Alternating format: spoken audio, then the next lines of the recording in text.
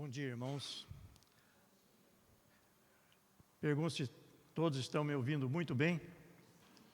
Lá do fundo também? Ótimo. Então vamos orar.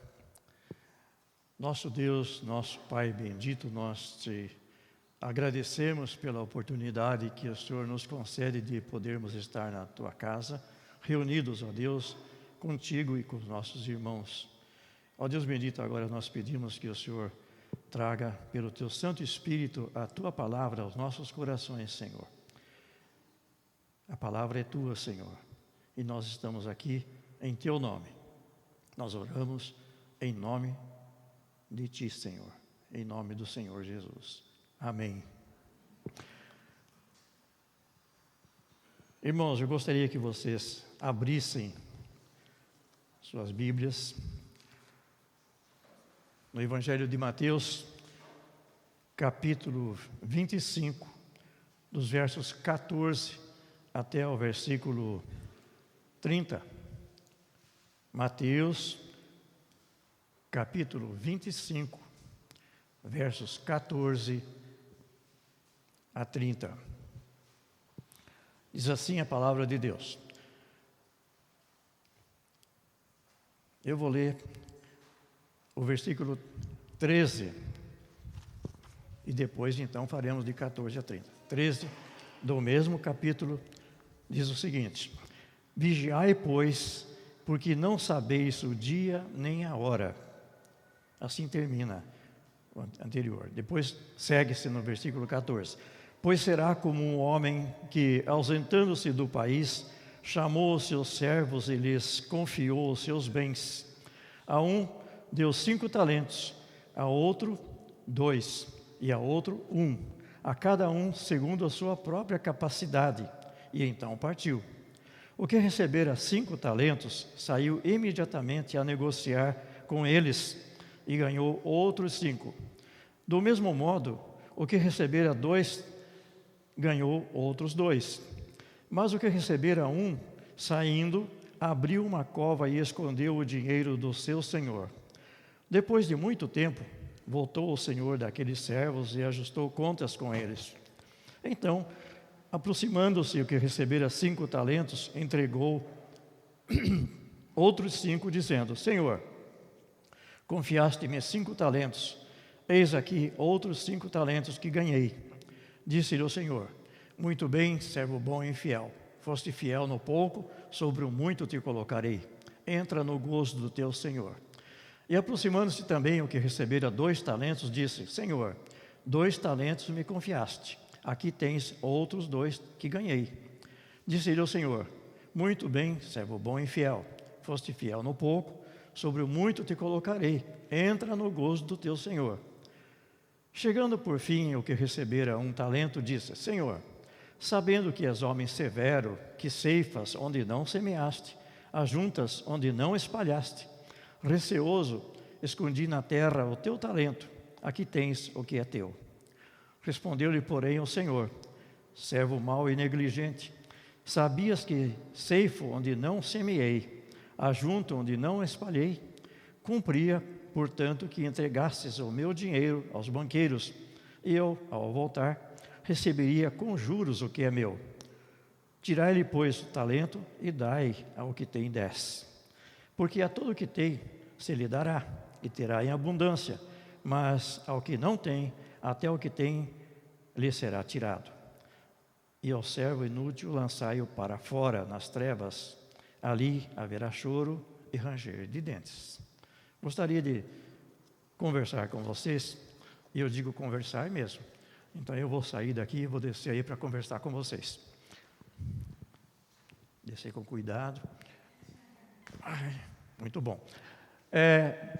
Gostaria de conversar sobre esse trecho que nós acabamos de ler, que vocês leram na Bíblia de vocês. Antes, porém, eu gostaria de saber se tem alguém visitando a nossa igreja pela primeira vez. Seu nome? Ok. Então, muito bem. Sejam bem-vindos no nosso meio, tá? Voltem sempre, tá? Então, a igreja, olha aqui, nós temos visitantes. cumprimente-os depois quando eles na saída. Quem mais está visitando pela primeira vez? Tem. Esse eu já sei. Chama-se Josué. É amigo nosso, presbítero da igreja de Juquiá, minha amada igreja, minha igreja de origem, certo? Do Vale do Ribeira, uma grande igreja, certo? Quem não conhece, vá conhecer. Lá é realizado o Instituto Bíblico de Morrinho, que eu falo sempre para vocês, é lá mesmo. Ele é presbítero de lá. Ele também é seminarista, certo? Além de presbítero, é seminarista, ele dirige uma congregação lá. É uma pessoa de destaque. Fique em pé, Josué, por favor. Olha aí, esse é o Josué, tá bom? Nossos irmãos, fiquem em pé também, para todos conhecerem. Quem mais? Mais uma mocinha. Oh, fiquem em pé, por favor, fala o seu nome. Gabriel. Ok, muito bem. Não esqueça de cumprimentá-lo depois, tá? Tem mais alguém? Só, seja bem-vindo.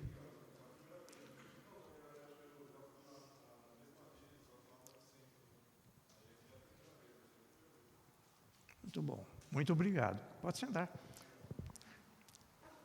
Obrigado, pessoal. Bom, vamos então ao nosso trabalho. Nosso trabalho é conversar sobre o trecho que nós acabamos de ler. Mateus, capítulo 25, 24 a 30, parábola dos talentos, que vocês estão cansados de já ouviram esse estudo nas igrejas de vocês, ouviram ilustres pregadores falar, não é?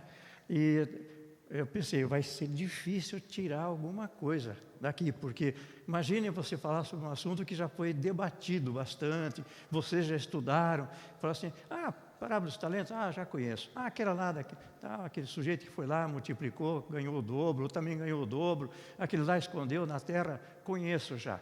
Então, tudo bem. Está na cabeça de todo mundo.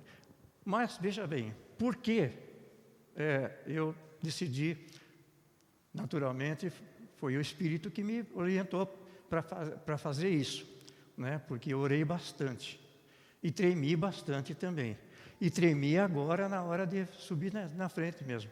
E não considero muita vergonha disso, não, porque outro dia eu estava ouvindo uma palestra, uma entrevista do reverendo Hernandes Dias Lopes, bastante conhecido de vocês, e a pessoa perguntou para ele, pastor, o senhor é um ilustre pregador e tudo mais, como é que o senhor se sente? O senhor se sente assim à vontade para falar e tudo mais? Ele falou assim, olha, não é bem assim não. Cada vez que eu subo no púlpito para falar, eu tremo dos pés à cabeça. Aí eu falei, se ele treme, então eu posso tremer muito mais, né? Porque então eu me sinto à vontade para tremer. E estava tremendo mesmo aí. E continuo tremendo. Por quê? A responsabilidade é muito grande.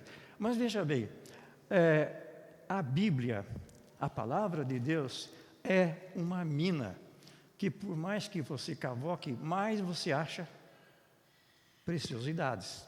Não é assim? E nessa parábola dos talentos, eu li a parábola, ouvi pessoas falar a respeito, lembrei de coisas que eu já tinha ouvido também, e comecei a pensar versículo por versículo. E aí é isso que nós vamos tentar fazer agora. Como é que começa? Primeiro, qual é o contexto desta parábola? É o contexto da volta de Jesus. Ele estava falando sobre a volta dele, falando sobre a necessidade de vigilância. Falou, olha, eu vou voltar. E a minha volta, vocês precisam ficar atentos, porque eu não venho aviso prévio, não. Não vai vir um arauto e falar assim, Jesus está voltando. Não, ele já chegou. E quando voltar, vai pegar muita gente de surpresa. E aí então ele conta a parábola das 10 virgens, que 5 eram prudentes, 5 eram imprudentes, e era no contexto da vigilância. Falando também sobre o homem, falou, olha, se o pai de família soubesse quando o ladrão vai entrar na casa dele, ele trancaria as portas lá, as 7 chaves, e se armaria, e ficaria preparado, mas ele não sabe, então vocês fiquem vigilantes também. E depois ele continua, na parábola dos talentos. Aí ele não é vigilância, não. Ele está falando aqui sobre o quê? Vocês vão receber talentos. Exatamente como aquele senhor. Ele usa então a ilustração de um senhor, que pelo contexto a gente entende que era um senhor que era comerciante. O negócio dele era ganhar dinheiro. Era ganhar dinheiro. E ele vai fazer uma viagem, chama os seus servos, que entendiam muito bem do trabalho dele, certo? Estavam acostumados já com aquela atividade, e entregou para um 5 talentos, para outro 2 talentos e para outro 1 talento. Por que ele usa a figura de talento? O talento, na verdade, era uma medida de valor, geralmente era peso em ouro ou prata. E o talento era uma unidade muito valiosa. Segundo os comentaristas, pode significar 35 quilos de ouro. Aí eu falei, bom, já que nós estamos cavocando nessa mina, deixa eu procurar saber quanto valeria hoje, né? Quanto vale a grama do ouro hoje? Sabe, Josué? Não sabe. Também não tem obrigação, você não mexe com ouro, eu também não mexo. Mas eu fui no Google, falei, quanto vale a grama do ouro hoje? O que eu percebi lá é o seguinte, mais ou menos R$300 o grama. Aí você multiplica por 1.000 para ter 1 quilo, certo? Então, já fizeram de cabeça? Eu fiz já total. Então, um talento vale mais ou menos 10 milhões e pouco. Daquele que recebeu menos, 10 milhões e 200 mil reais. Foi o que o Senhor entregou na mão dele, considerando medida em ouro. Podia ser prata também. E o que recebeu 20, é o dobro, certo? E o que recebeu 50, 52 milhões. Era uma quantia grande. Então o negócio era para valer mesmo, não era um negócio assim, falar, pega aí tudo mais, o que você conseguir. Não, era para ganhar dinheiro. E entregou para os servos e seguiu viagem. E aí, a Bíblia diz o seguinte, passado muito tempo, está escrito aqui na minha Bíblia, o que recebeu está escrito aqui, assim, versículo 19, diz assim, depois de muito tempo voltou o Senhor daqueles servos e ajustou contas com eles. Depois de muito tempo. Mas é interessante o seguinte, que o servo que recebeu 5 talentos, quantia muito grande, diz assim, imediatamente ele saiu a negociar. Imediatamente, ele não esperou para entrar em ação, não. Ele pensou, a quantia é grande, eu tenho uma responsabilidade muito grande, e eu tenho de dar resultados, porque aquele senhor não ia entregar 5 talentos, o equivalente a 175 quilos de ouro, para ele não prestar conta de nada depois. Então ele saiu imediatamente. Quando o Senhor ia voltar? O Senhor não especificou. Olha, vocês pode voltar logo ou não. Está no contexto da volta de Cristo também. E aquele servo, então, começou a trabalhar. E eu, pensando nesse assunto, deixa eu consultar minha colinha aqui, porque a minha memória, depois dos 20 anos, começa a falhar. Vocês vão ter essa experiência quando vocês passarem dos 20 anos, vocês vão ver só.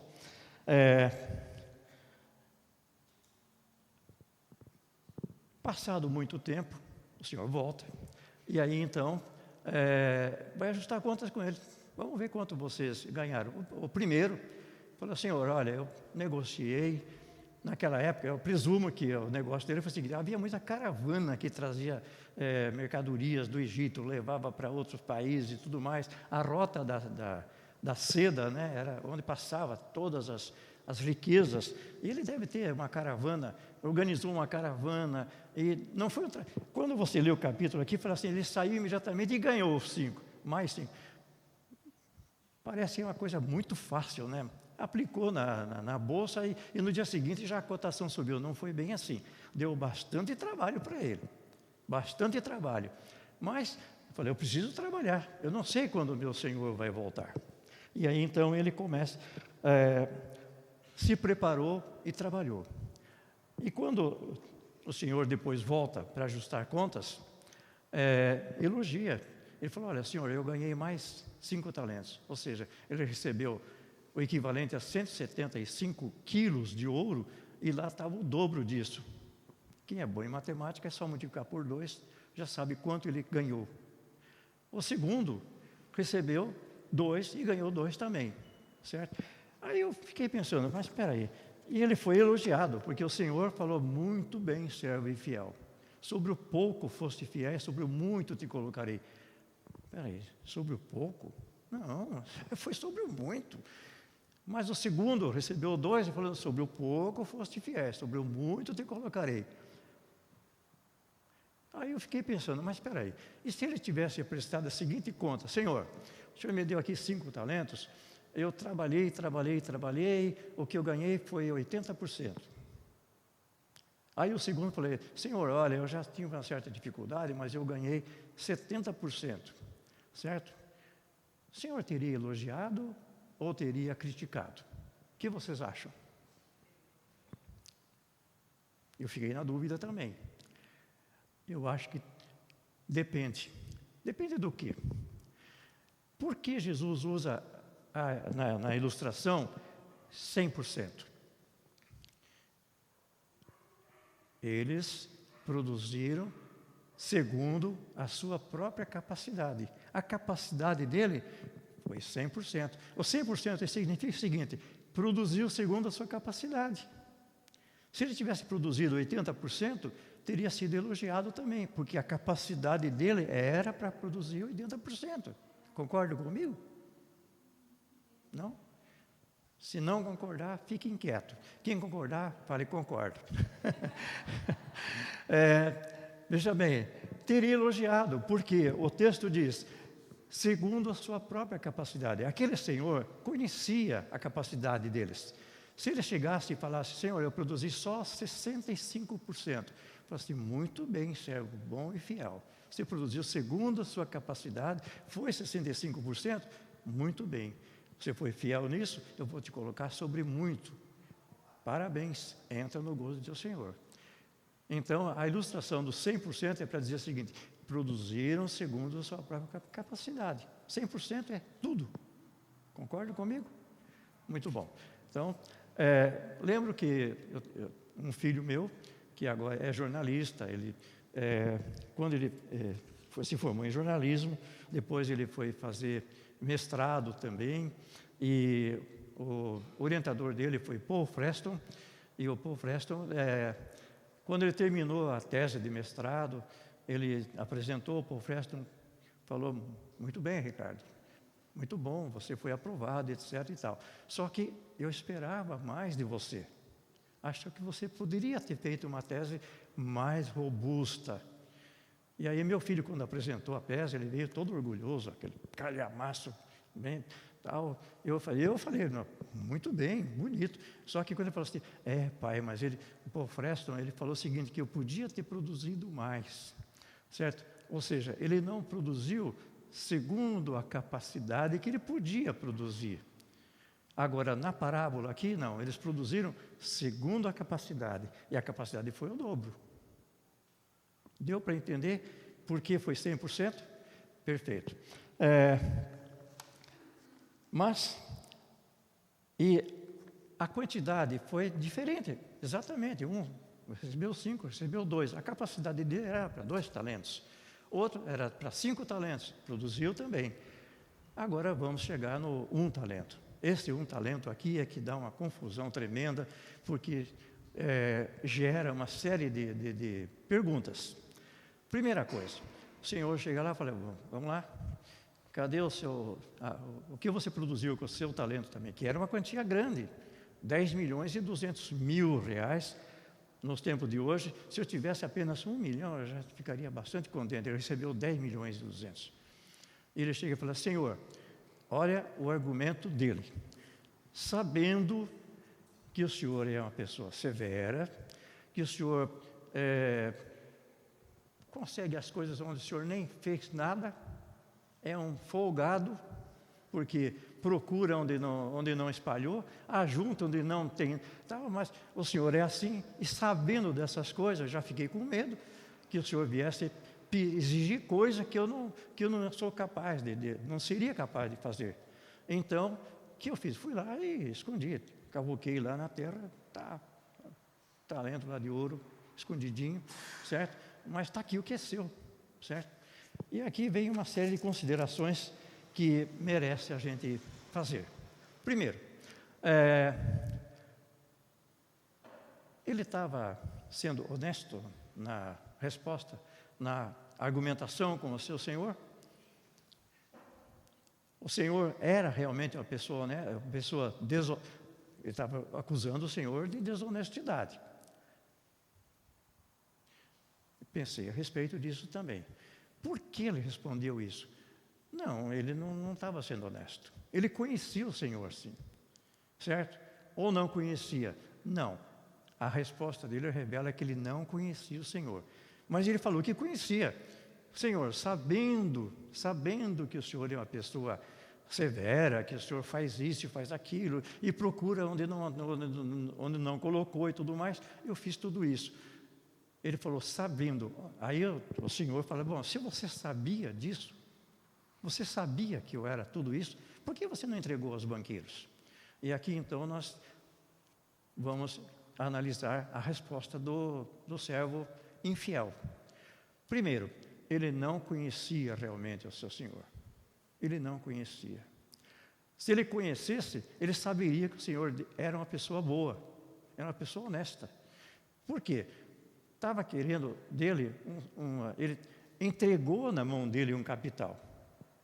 É diferente de você chegar para uma pessoa e falar, Josué, olha, eu quero que você produza um resultado, você não tem, mas com o que eu vou produzir? Não, você se vira. Você toma dinheiro emprestado e você faz e tal e coisa, mas você não tem. Falei, não aconteceu isso, aquele senhor. Aquele senhor falou, está aqui o talento, vai, pode trabalhar. Então, ele conhecia o seu Senhor. O Senhor não era desonesto, certo? Era honesto.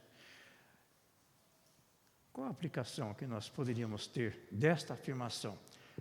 Quantas vezes nós deixamos de produzir porque nós não conhecemos o nosso Senhor? Falei, mas o cristão que conhece a Deus sabe o que ele quer. Agora, quando o cristão não conhece a Deus, ele age de maneira errada. O desconhecimento de Deus produz um comportamento completamente errado. Correto? É um livro do J.I. Packer, O Conhecimento de Deus. Talvez algumas pessoas aqui conheçam, quem não conhece, procure ler. É interessante que o Packer, na introdução, ele diz o seguinte, o que acontece hoje em dia? As pessoas conhecem de Deus? Conhecem muito de Deus. Já ouviram palestras, já ouviram conferências, já leram livros teológicos, já têm um conhecimento a respeito de Deus profundo. Mas eles conhecem Deus. Conhecer Deus é diferente de conhecer a respeito de Deus. Nós ouvimos falar muito, as pessoas por aí falam muito a respeito de Deus. Nós ouvimos conferências, uma série de coisas. E é isso que Packer fala logo na introdução do seu livro. Muito a respeito de Deus, mas não conhece o Deus da experiência. A experiência com Deus faz com que a pessoa conheça o seu Deus. Quando você tem um relacionamento profundo com Deus, ou seja, você conhece Deus, a sua atitude é diferente. E aí, então, a sua produção, que Deus requer de nós produção. Ele requer de nós resultados. Então, saber a nossa nós passamos a agir e nós produzimos. Agora, quando a pessoa não conhece Deus, fala assim, não, eu não vou pedir tal coisa, porque Deus não vai me atender. Eu estou pedindo tanta coisa que Deus vai ficar... Ele fala, não, eu tenho mais coisa para fazer. Ou então eu vou pedir uma coisa tão pequenininha para Deus, que Deus não vai se incomodar com uma coisa tão pequena. Nós não conhecemos, a pessoa não está conhecendo Deus. Quando ele conhece Deus, fala assim, não, eu estou com uma dor de dente, eu vou pedir, Deus, eu preciso eu não tenho outra... Qual é a solução? Vai ao dentista. Mas eu não posso ir ao dentista, eu estou no Amazonas, eu sou um missionário, eu estou aqui, lá no meio da selva, como já aconteceu. Eu vi uma ilustração de uma missionária, eles estavam no Amazonas, e o que acontece no Amazonas, quando há o período de cheia, o trânsito é muito fácil. Barco, canoas, etc. e tal, tranquilo. Mas quando há o período de seca, quem ficou num determinado lugar e depois as águas baixaram, ele fica isolado, porque ele não pode transitar para lado nenhum, porque a canoa, barco não vai transitar, e é lama, e tudo, não tem como transitar. Eles estavam num determinado local e o suprimento foi acabando. E acabou o suprimento e tudo mais, e eles estavam... Falei, e agora, gente? Baixaram as águas, não tinha como buscar. Aí eles... Não tem outro jeito, vamos orar. Oraram, Senhor, não temos o que fazer. E agora? O suprimento não acabou. E o suprimento continuou até que as águas subiram. E aí eles então foram buscar alimento. Naquele instante, eles conheciam o Deus e pediram para aquele Deus. Se eles não conhecessem Deus, falaram assim, bom, agora nós vamos morrer, porque já acabou a missão, não vamos fazer mais nada, certo? Não estavam conhecendo Deus. Aquele servo, ao dizer, Senhor, sabendo que o Senhor é uma pessoa severa e tudo mais, mentiu porque ou então ele não conhece Deus. E por não conhecer Deus, ele foi fazer exatamente aquilo que Deus, o Senhor dele, né, na parábola, o Senhor seria o Senhor Jesus, né? Se ele conhecesse, ele sabia, não, eu não posso fazer isso, eu tenho de trabalhar. Outra coisa, muito importante, o que recebeu 5 talentos e o que recebeu 2 talentos, perceberam a palavra imediatamente? E recebendo os 5 talentos, aconteceu que imediatamente saiu a negociar. Porque ele sabia que a missão era é uma quantia grande. Se eu não começar a trabalhar logo, não vai dar, eu não vou ter resultado para apresentar. Então ele saiu logo, imediatamente. O que recebeu 1 talento, eu não conheço esse Deus aí direito. Não conheço, vou enterrar. E aí ele fala, e temendo, então eu escondi. Ou seja, o falso conhecimento, o desconhecimento do Deus, faz com que a pessoa tome medidas erradas, certo? Medidas erradas.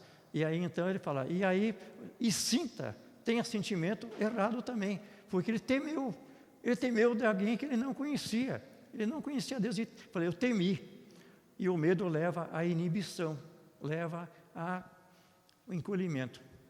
Então, se nós recebemos um talento, e nós recebemos um talento, cada um de nós recebeu um talento, e aí fala, mas eu não tenho talento.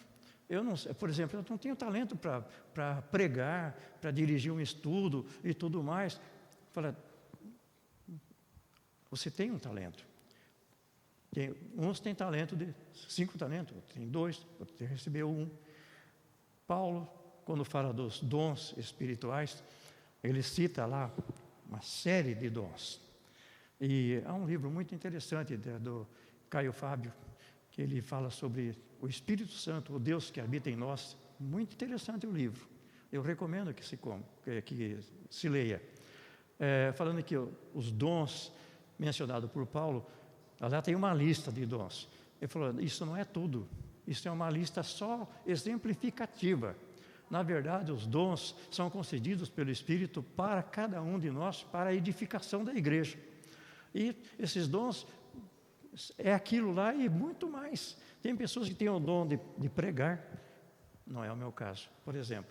Mas tem pessoas que têm o dom de palestrar, de pregar, e você fica admirado com o dom que a pessoa tem de pregar. Tem pessoas que têm o dom de musical.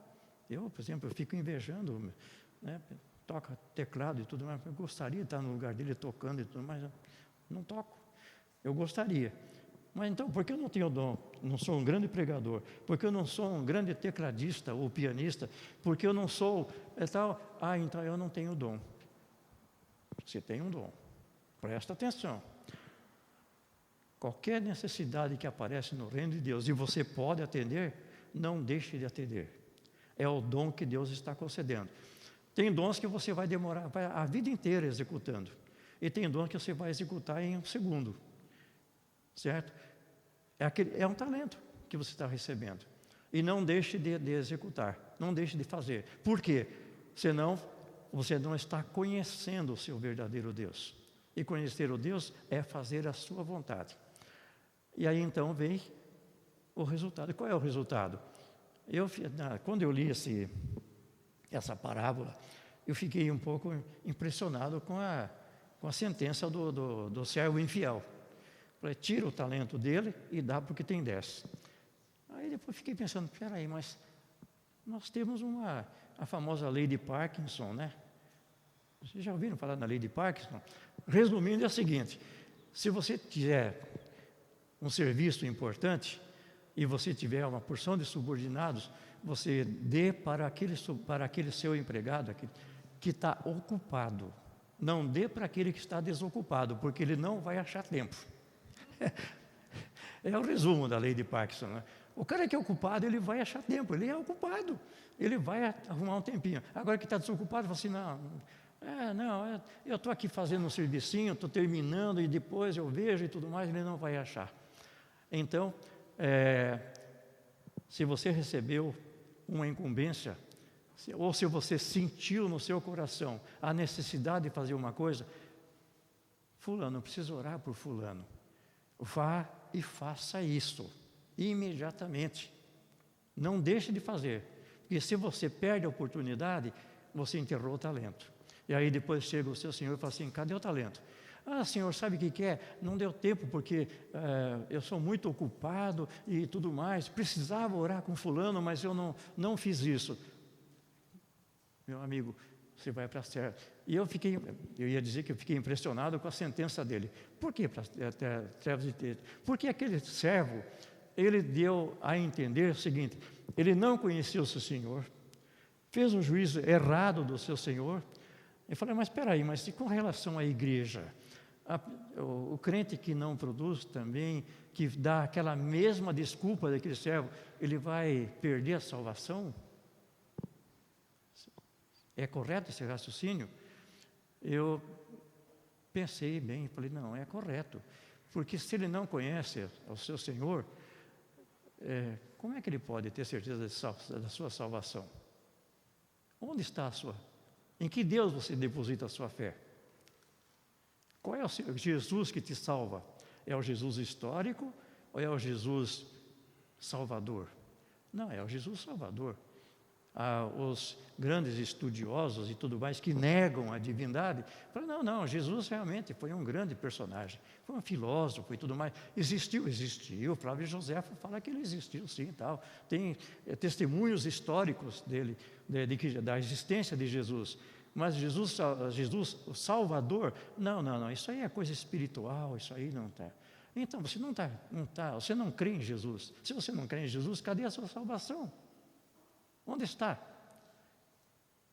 Tira o talento dele e dá para outra pessoa. E ele vai para as trevas exteriores. Ele continua nas trevas exteriores. Não é que ele vai para as trevas exteriores. Ele continua nas trevas exteriores. Ele continua sem a sua salvação.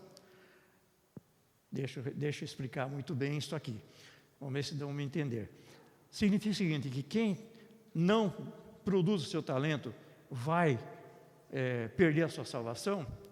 Entendam. Significa o seguinte, depende de como ele está julgando o seu Deus. Depende de como ele está jogando seu Deus. Não, eu não produzi o meu talento, foi por mera preguiça. Então ele vai ser condenado pela preguiça. Mas quando ele apresenta aquele argumento, Senhor, o Senhor é severo, o Senhor não sei o que, tá, eu não acredito em nada disso. Então você não acredita no seu Senhor. Se você não acredita no seu Senhor, que é o Senhor Jesus, então o seu relacionamento com Deus está falido. Então está falido. Então, qual é o seu destino? Trevas exteriores. Então, resumindo o que eu queria falar com vocês, é o seguinte: nós temos de rever qual é o nosso relacionamento com o nosso Senhor. Rever o nosso relacionamento. Qual é o nosso relacionamento? Não, o meu relacionamento é o seguinte: o meu Senhor é um Deus justo, é um Deus amoroso, é um Deus salvador, e esse Deus merece todo o esforço que eu preciso fazer para produzir, porque nós fomos colocados no mundo para produzir. Nós somos salvos para servir, somos salvos para levar outras pessoas à salvação também, ao conhecimento do Senhor Jesus. Se você não está fazendo isso, por quê? É por preguiça, porque ele foi preguiçoso, aquele servo lá. Foi o que o Senhor falou para ele: servo mau e negligente. Você é mau porque você não administrou nada e você foi preguiçoso. Pelo seguinte, aquele que recebeu 5 talentos e os 2 talentos saíram imediatamente para trabalhar. Demoraram todo o tempo trabalhando, conseguiram rapidamente e depois sobrou tempo para ficar parado. Eu acredito que eles trabalharam o tempo todo. Mas enquanto aqueles servos que trabalharam o tempo todo, certo? O que recebeu 1 talento, quanto tempo ele trabalhou? Muito pouco tempo. Eu trabalho só de fazer um buraco no chão, enterrar o talento e depois dormir. Não sei se tinha rede naquele tempo, mas ele deve ter esticado numa rede e dormido o tempo todo. Não tem que fazer mais nada, porque não vou produzir, não tenho que fazer mais nada. Então, ficou sem fazer nada, preguiçoso. É a grande responsabilidade que nós temos. Você tem um talento, você tem uma responsabilidade. Todos nós temos aqui. Todos nós temos uma responsabilidade. O que você está fazendo com esse talento? Está enterrando ou você está trabalhando? Essa é a nossa pergunta nesta manhã. Tá? Como nós temos comportado com relação ao talento que Deus nos entregou? Amém? Bom dia para vocês, bom almoço.